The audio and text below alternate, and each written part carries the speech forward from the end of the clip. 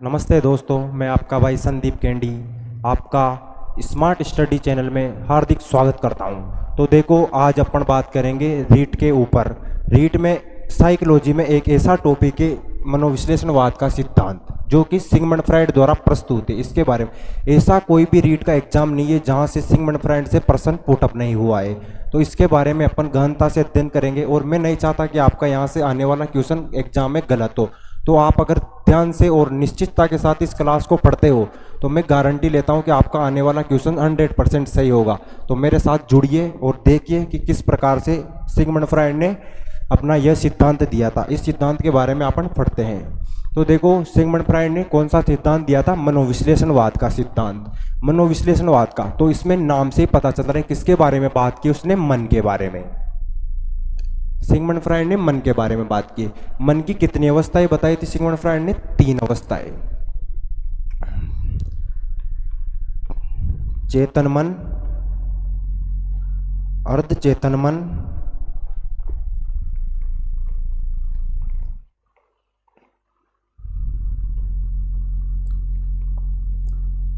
अचेतन मन। चेतन मन को अपन बोलते हैं कॉन्शियस माइंड, अर्धचेतन मन को बोलते हैं अपन सबकॉन्शियस माइंड, और अचेतन मन को बोलते हैं अपन अनकॉन्शियस माइंड।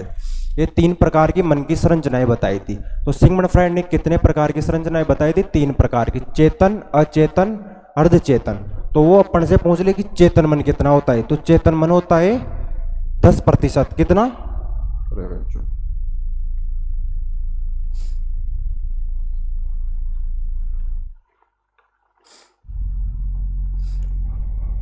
चेतन मन होता है 10%, 1/10% भाग। और अर्धचेतन मन होता है, अचेतन मन होता है 90%, यानी कि 9/10% भाग। और इन दोनों के बीच का अचेतन मन, इसका कोई भाग नहीं होता, क्योंकि आदमी के अंदर कभी चेतन मन होता है और कभी अचेतन मन होता है। तो अर्धचेतन मन की इसने कोई भी संख्या नहीं बताई। तो चेतन मन, अर्धचेतन मन, अचेतन मन, conscious mind, subconscious mind, unconscious mind, 3 प्रकार की इसने अवस्थाएं बताई थी मन की। और इन्होंने 5 अवस्था में बालक के विकास को बांटा था। इसके लिए 2 प्रकार की मूल प्रवृत्तियां काम पे आती है। कितने प्रकार की? 2 प्रकार की। उसके लिए है पहली मूल प्रवृत्ति इरोज। कौन सी? इरोज। दूसरी थनेटोस।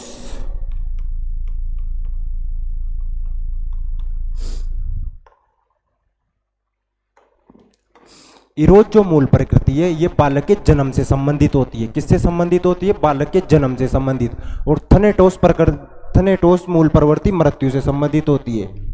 ये जन्म से संबंधित है तो कौन सी होगी? निर्माणात्मक। और ये कौन सी है? मृत्यु से संबंधित। तो ये कौन सी होगी? विध्वंसात्मक। अब वहां जैसे मान लो क्वेश्चन आ जाए कि इरोज मूल प्रवृत्ति का संबंध किससे है, तो इसका संबंध किससे है? निर्माणात्मक। ये क्या करती है? बालक में निर्माण करती है। और थनेटोस यह विध्वंसात्मक। अब जैसे मान लो क्वेश्चन आ जाए कि एक व्यक्ति बालक की उम्र के साथ बढ़ रहा है, तो इसमें कौन सी है? इसमें क्या है? विध्वंसात्मक। क्योंकि बालक बड़ा हो रहा है तो मृत्यु की ओर जा रहा है, उसकी उम्र बढ़ रही है तो वो क्या है? बूढ़ा हो रहा है। तो ये कौन सी है? विध्वंसात्मक। और जन्म से संबंधित कौन सी है? निर्माणात्मक। ये 2 प्रकार की मूल प्रवृत्तियां। और इन्होंने व्यक्ति में होने वाले साइकोसेक्सुअल डेवलपमेंट के बारे में बताया था। किसके बारे में बताया था?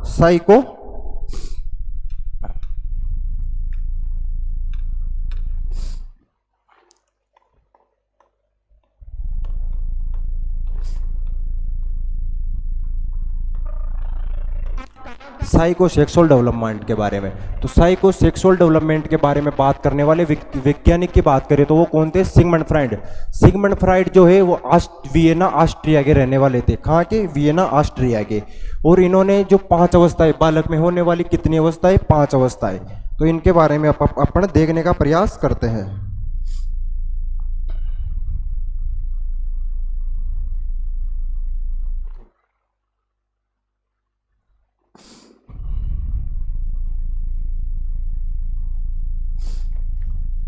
कितनी अवस्थाएं बताई थी? 5 अवस्थाएं। सिगमंड फ्राइड ने बालक के विकास के लिए 5 अवस्थाएं बताई थी। इसमें पहली है मुखी अवस्था।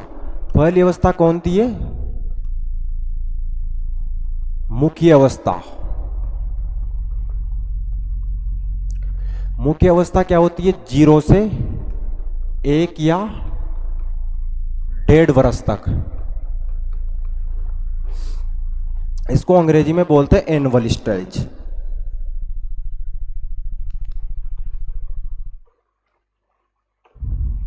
अब देखो मुख्य अवस्था क्या होती है। जब बालक 1 से 1.5 वर्ष तक होता है तो उस पर लिबिडो शक्ति का प्रभाव होता है, और लिबिडो शक्ति का प्रभाव कहाँ पर होता है? उसके मुंह पर। कब? 1 से 1.5 वर्ष की आयु पर उसका जो लिबिडो शक्ति का प्रभाव होता है मुंह पर। तो वह मुंह से होने वाली क्रियाओं पे आनंद की प्राप्ति करता है, जैसे चूसना, काटना, खाना पीना। इसमें अब ये भी मुंह से होने वाली क्रियाएं कितने प्रकार की होती है? 2 प्रकार की। पहली तो मुखीय आक्रामकता,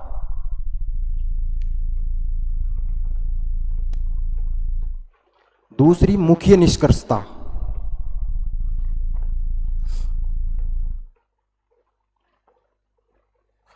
अब देखो इसमें शब्द से पता चल रहा है आक्रामकता।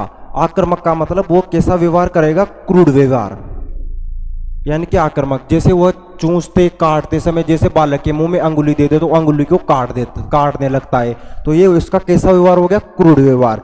निष्क्रियता, जैसे बालक को कोई चूसने काटने को कोई चीज खाने को दे तो आराम से खाता है, उसको जबरदस्ती से खिलाओ तब 1 से 1.5 वर्ष का बालक को कई बार खिलाने पर वो नहीं खाता है, तो ये कौन सी होती है? मुखीय निष्कर्षता। तो जो मुख्य आक्रामक बालक होता है वो आगे चलकर क्रूड व्यक्ति बनता है, जिद्दी होता है, स्वार्थी होता है। और जो मुख्य निष्कर्षता का बालक होता है वो आगे चलकर शौक के स्वभाव का होता है। कैसा होता है? शौक के स्वभाव का। तो ये किस अवस्था की बात की अपन ने? मुख्य अवस्था की। मुख्य अवस्था बालक में 0 से 1 या 1.5 वर्ष तक मुख्य अवस्था होती है। अब दूसरी जो अवस्था आती है ये आती है गोदीय अवस्था।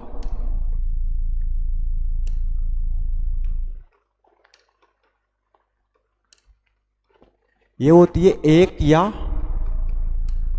1.5 वर्ष से 3 वर्ष तक। कहां से? 1 या 1.5 वर्ष से 3 वर्ष तक। तो मुख्य अवस्था तो होती है 0 से 1 या 1.5 वर्ष तक। गोदीय अवस्था होती है 1 या 1.5 वर्ष से 3 वर्ष तक। इसको क्या बोलते हैं अपन अंग्रेजी में? इसको बोलते हैं अपन एनल स्टेज। इसको क्या बोलते हैं? Anal stage. 1 या 1.5 वर्ष से 3 वर्ष तक की आयु के बालक में लिबिडो शक्ति का प्रभाव होता है, वो कहाँ होता है? गुदामार्ग पर। कहाँ होता है? वो बालक गुदामार्ग पर। तो इस अवस्था में बालक मलमूत्र त्यागने संबंधी क्रियाओं में आनंद की प्राप्ति करता है। तो किसकी प्राप्ति करता है? मलमूत्र त्यागने संबंधी।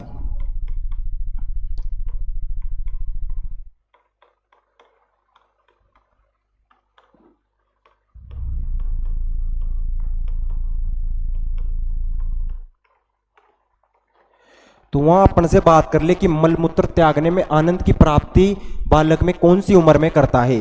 तो बालक कौन सी उम्र में मलमूत्र त्यागने की आनंद की प्राप्ति करता है? 1 या 1.5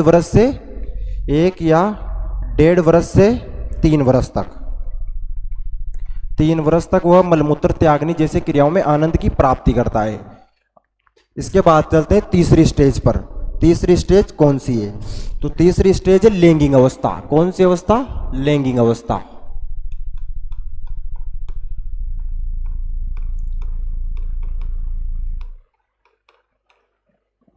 तीसरी अवस्था है लैंगिक अवस्था। लैंगिक अवस्था को अगर अपन बात करें तो इसको बोलते हैं फेलिक स्टेज। कौन सी स्टेज? फेलिक स्टेज। लैंगिक अवस्था का जो कार्यकाल माना जाता है वो माना जाता है 3 से 6 वर्ष तक। कितने वर्ष तक? 3 से 6 वर्ष तक इसकी आयु होती है। अब लैंगिक अवस्था तो बालक की लिबिडो शक्ति का प्रभाव कहां पर होता है? बालक के लैंगिक अंगों पर। वो अपने भेद को समझने लगता है और अपने लैंगिक अंगों को छूना, उनमें कौतूहल पैदा करना जैसी क्रियाएं करना लगता है। वह अपने भेद को समझने लगता है और अपने अंगों को छूने लगता है, बार बार उनको छूता है, देखता है, इस प्रकार की वह क्रिया करता है। तो यह कौन सी अवस्था होती है? लैंगिक अवस्था में। लैंगिक अवस्था में बालक क्या करता है? बार बार अपने लैंगिक अंगों को छूता है, उन पे कौतूहल पैदा करने जैसी क्रियाएं वो करता है। तो ये कौन सी है? लैंगिक अवस्था। इस समय बालक में 2 प्रकार की ग्रंथियां पैदा होती है। इलेक्ट्रा और ओडिपस। कौन कौन सी? ओडिपस और इलेक्ट्रा।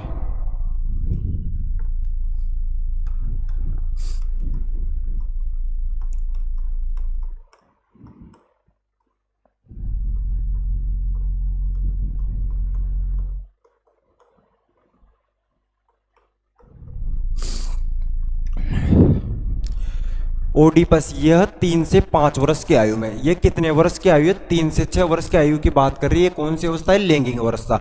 और 3 से 5 वर्ष की जो आयु होती है उनमें बालक में 2 प्रकार की ग्रंथियां पैदा होती है, ओडिपस और इलेक्ट्रा।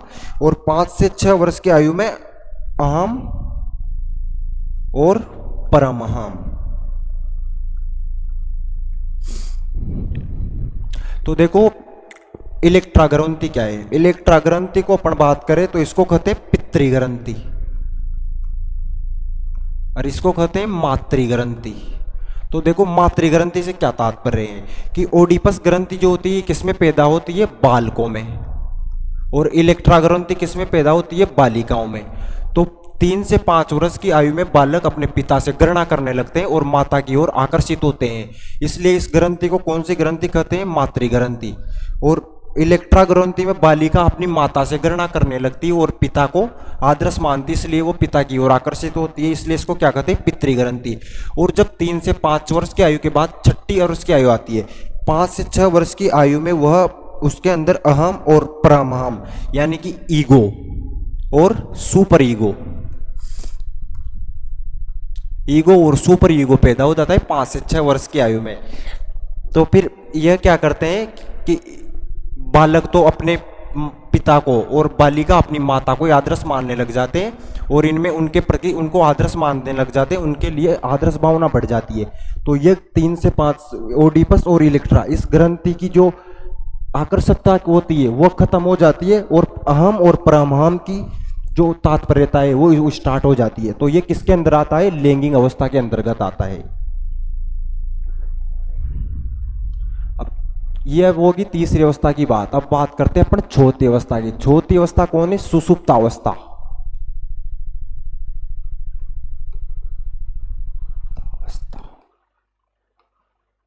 सुषुप्त अवस्था, सुषुप्त अवस्था को क्या बोलते हैं? Latency stage. सुषुप्त अवस्था को अंग्रेजी में क्या बोलते हैं? Latency stage. और ये क्या होती है? यह होती है 6 से 12 वर्ष तक के बालकों के अंदर सुषुप्त अवस्था पाई जाती है और इसको क्या बोलते हैं? Latency stage. सुषुप्त अवस्था क्या होती है? लेटेंसी। अब इस आयु के आते आते बालक के अंदर जो लिबिडो शक्ति का प्रभाव होता है वो बिल्कुल कम हो जाता है और आप देखते हो 6 से 12 वर्ष तक का जो बालक होता है वो अपनी शक्तियों का कहाँ प्रभाव करता है? विद्यालय कार्यों में,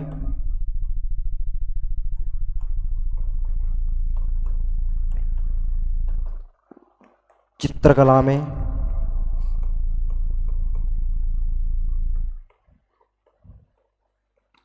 खेल कूद में यानी कि जो सुषुप्त अवस्था 6 से 12 वर्ष तक की जो अवस्था होती है उसमें बालक का प्रभाव लिबिडो शक्ति पर नहीं होता और वो अपने जो ऊर्जा रहती है उसको कहाँ खर्च करता है? एक तो विद्यालय कार्यों में, क्योंकि बालक विद्यालय जाने लग जाता है तो विद्यालय कार्यों में, चित्रकला बनाने लग जाता है, खेल कूद में। तो इन सब से किसका प्रयोग हो रहा है? सृजनात्मकता का निर्माण हो रहा है। किसका? सृजनात्मकता। तो बालक में सृजनात्मकता पैदा हो जाती है सुषुप्त अवस्था के अंदर। सुषुप्त अवस्था के अंदर किसका निर्माण होता है? सृजनात्मकता का। किसका? सृजनात्मकता। तो इस अवस्था में बालक में सृजनात्मकता विकास हो जाता है, इसलिए इस अवस्था को बालक की निर्माणकारी अवस्था कहा जाता है। इसमें सबसे ज्यादा बालक का निर्माण होता है, इसको क्या कहते हैं? निर्माणकारी अवस्था। तो निर्माणकारी अवस्था कौन सी है? सुषुप्त अवस्था। सुषुप्त अवस्था को निर्माणकारी अवस्था बोला जाता है। इसके बाद लास्ट और अंतिम स्टेज बचती है जननांगीय अवस्था। 5 अवस्था कौन सी है? जननांगीय अवस्था।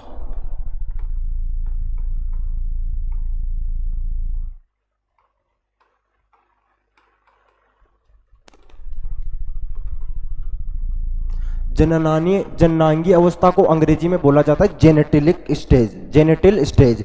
इसकी जो आयु होती है वो होती है 12 वर्ष के बाद, 12 वर्ष से प्रौढ़ावस्था तक।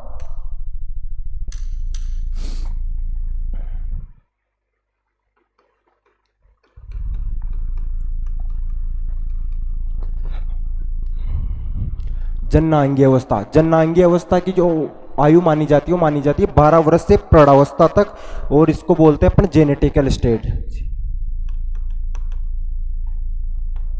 अब देखो इसके अंदर क्या होता है, बालक की लिबिडो शक्ति का केंद्र जो होता है वो सुषुप्तावस्था में बिल्कुल जीरो हो गया था सुन, और फिर जननांगीय अवस्था में एकदम से उजागर होकर आता है, एकदम से गहरी शक्ति के साथ बालक का जो लिबिडो शक्ति का प्रभाव है और वो उठता है, और ये क्या होती है किशोरावस्था के समथिंग मानी जाती है, प्रौढ़ावस्था से किशोरावस्था के समथिंग।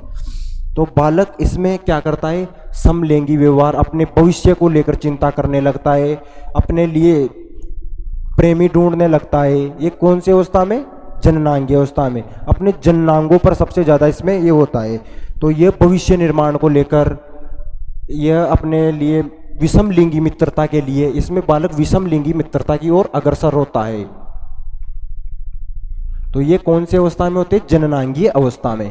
तो अपन ने बात की 5 स्टेज की, अब एक साथ में देखने का और प्रश्न जो बनने लायक होता है उसकी बात करता हूं। तो सिगमंड फ्राइड ने कौन सा सिद्धांत दिया,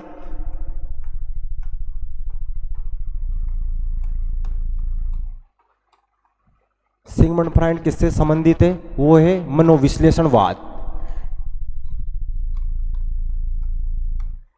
मनोविश्लेषणवाद से संबंधित है। इन्होंने कितनी अवस्थाएं बताई मनोविश्लेषणवाद की, तो सिगमंड फ्राइड ने 5 अवस्था का जिक्र किया, जिसमें इन्होंने बताया कि मन की 3 अवस्थाएं। पहले तो इन्होंने मन के बारे में बताया, मन की 3 अवस्थाएं बताई। इसके लिए इन्होंने एक प्रयोग किया था।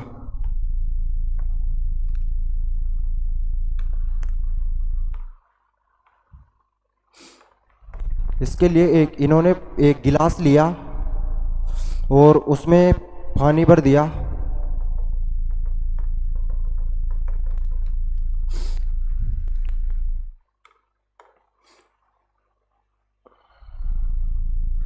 इसको बोलते हैं स्थलाकृति का सिद्धांत। स्थलाकृति का सिद्धांत। इसके लिए इन्होंने एक पानी के गिलास में बर्फ का टुकड़ा लिया और बर्फ के टुकड़े को गिलास में डाला, तो उसका 10% भाग बाहर रहता था और 90% भाग अंदर रहता था, और कुछ भाग ऐसा था जो कभी ऊपर तो कभी नीचे। उसको बोलते हैं अनकॉन्शियस माइंड। क्या बोलते हैं उसको, अनकॉन्शियस माइंड। तो इन्होंने मन की 3 अवस्था का प्रयोग किस पे किया था, एक बर्फ के टुकड़े पर। तो सिगमंड फ्राइड ने मन की अवस्थाओं का जो प्रयोग किया था वो किस पर किया था, बर्फ के टुकड़े पर। किस पर किया था, बर्फ के टुकड़े पर। तो ये बंद कर दीजिए। तो ये थी दोस्तों आज की अपनी क्लास, जिसमें अपन ने सिगमंड फ्राइड को जाना, और मैं आशा करता हूँ कि आपको अच्छी तरह से समझ में आई होगी। समझ में आए तो प्रथम क्लास थी ये मेरे चैनल की, देखना, सब्सक्राइबर करना, पसंद आए तो और नहीं आए तो आपकी मर्जी। धन्यवाद।